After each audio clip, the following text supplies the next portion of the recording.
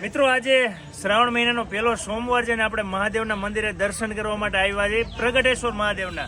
હવે જ્યાં બધા બહેનો છે માટીની શિવલિંગ બનાવે છે. તમને બધાને ખબર હોય કે શ્રાવણ મહિનામાં બધા જ અલગ અલગ રીતે શંકર ભગવાનની પૂજા અર્ચના કરતા હોય, પોતપોતાની રીતે ભક્તિ કરતા હોય. હવે આ બહેનો અત્યારે 108 શિવલિંગ બનાવે છે, એમની પૂજા કરે છે. જો મસ્ત મજાના અહીંયા નંદી બનાવેલા છે.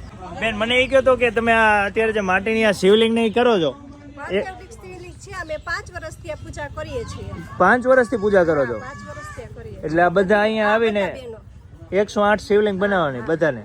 પછી આની અને પૂજા બધી કરવાની, અબીલ ગુલાલ ચંદન ચોખા કંકુ જે આપણે ઓલી શિવલિંગ ને કરતા હોય એ પૂજા કરી આવી જ પૂજા કરવાની. તમે દર સોમવારે આવો કે કઈ રીતે?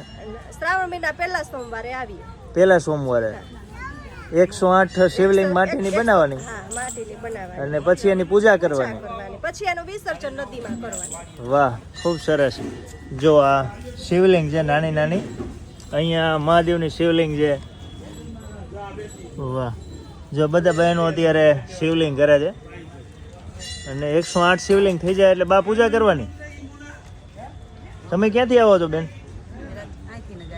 અહીંયાથી જ. વાહ, તમારે વધારે શિવલિંગ બની ગયો. સરસ.